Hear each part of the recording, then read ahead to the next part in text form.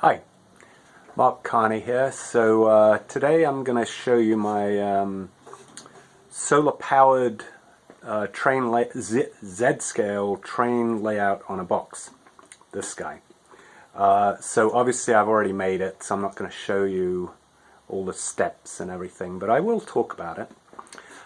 So as you can see, got a cigar box that I got on Amazon, which I stained. It came like this color all over, so I stained the outside, didn't do all the inside, and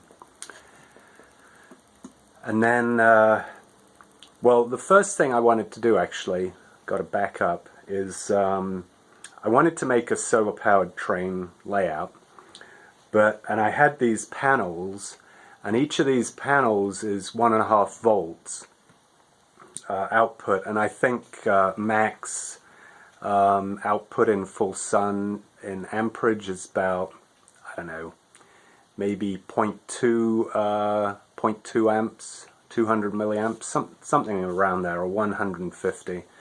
So I knew that one wouldn't be enough to power a train, so I did some experiments to find out how many I needed, and I found that 2 at 3 volts. Oh, and I wired them in series, so like a daisy chain, rather than in parallel, which would have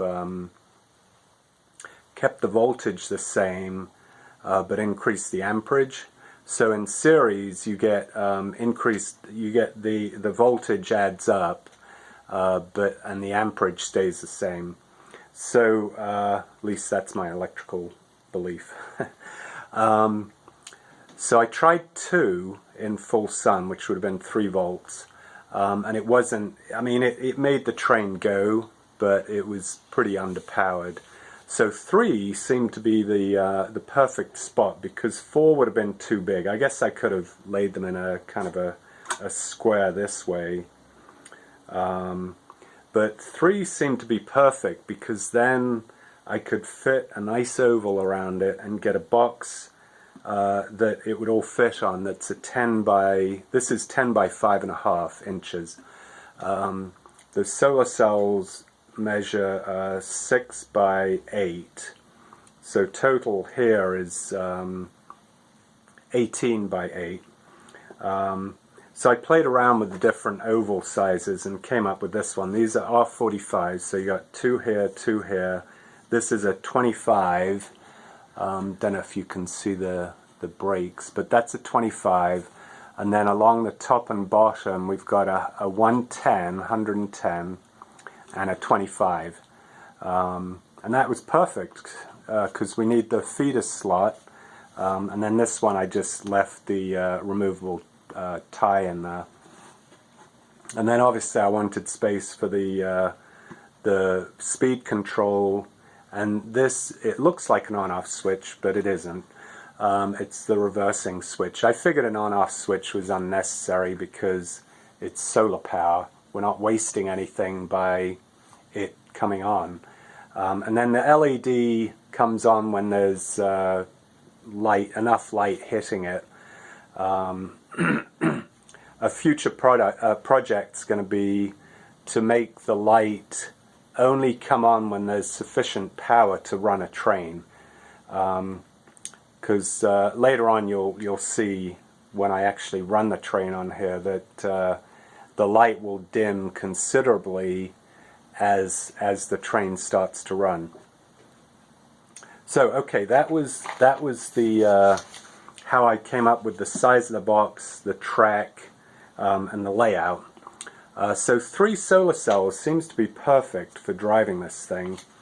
In full sun, it actually kind of rips around here pretty good. So what I did in order to lay it down, I made this template with you know, all the solar cells next to each other, and then laid that on the box, positioned the track around it, and then laid the track. And then I drilled the holes through, so I knew where the holes needed to be, so I just poked them through with a Sharpie magic marker, and then drilled those holes through because the wires for the solar cells are back in here.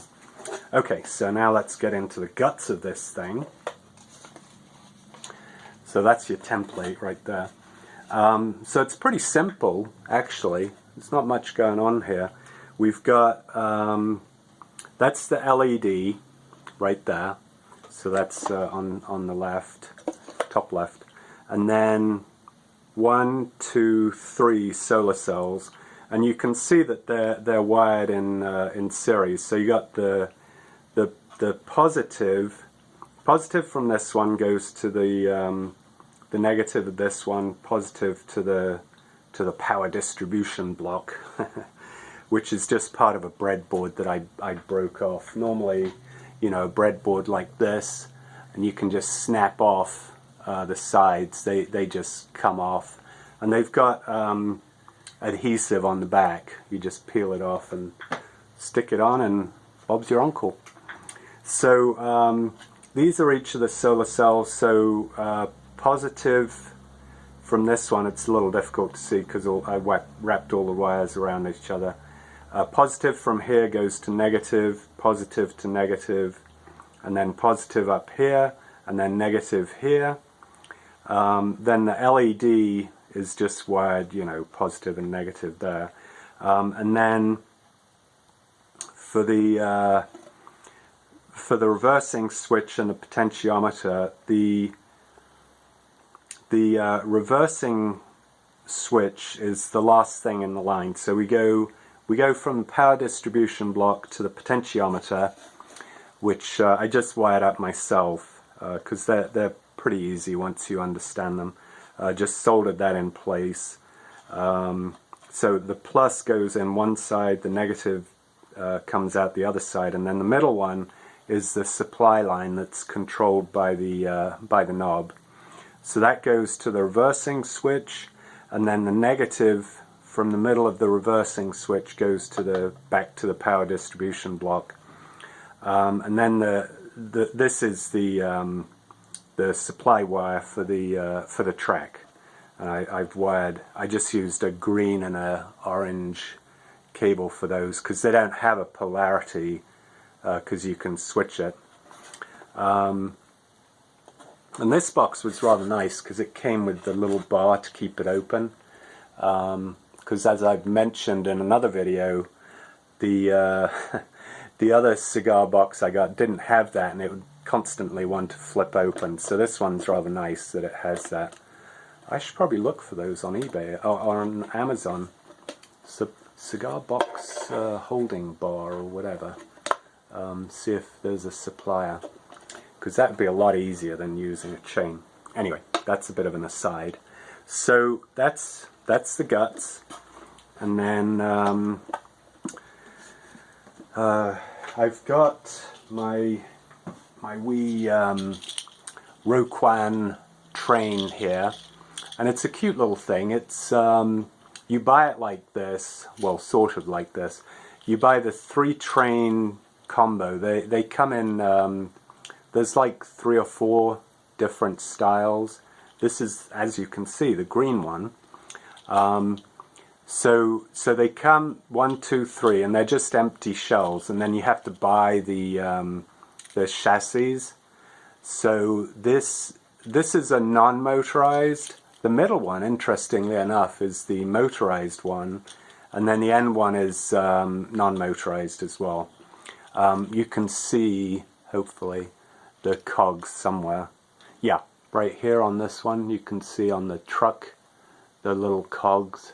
So that's the motorized one. And these have little, they're different connectors than a regular Rokuhan Shorty. These are Shorties, by the way, so they can run on a 45 radius track. So it's a really tight track. Not everything can run on it. And these guys, I keep them connected before I put them on the track because they're super fiddly.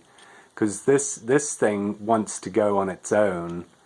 It's kind of so that it can run around the track okay. But I always snap them in beforehand. Okay, there we go. and leave them connected, and then it's easier to put that on the track all in one swell thoop, so to speak. Okay, so next is to show you how it works. Okay, got a good spot with some good sun,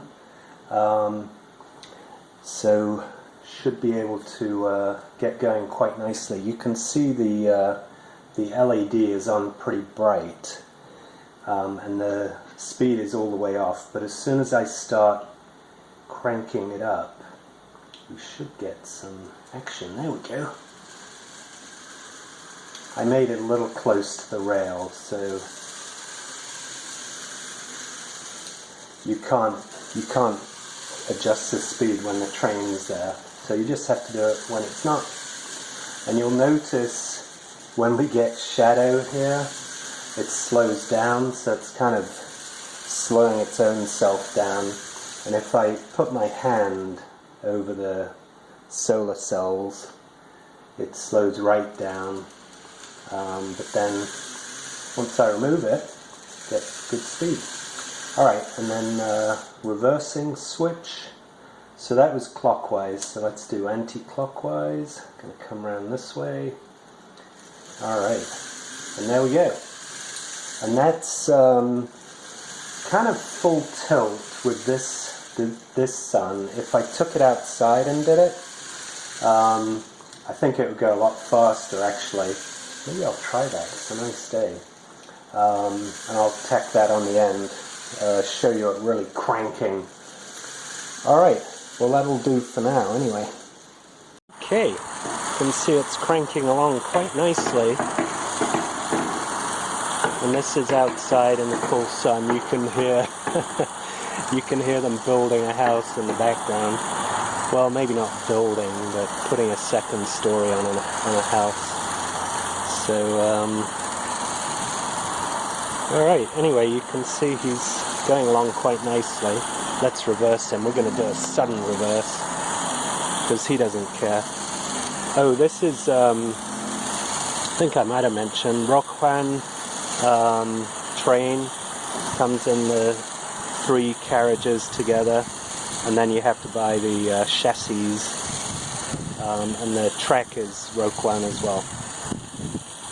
And I think the box, I think I said it was like 10 by 5.5, and the panels are 6 by 8 centimeters. So, that's it. I could watch this all day, but it's cold out here, so I'm not going to. Alright.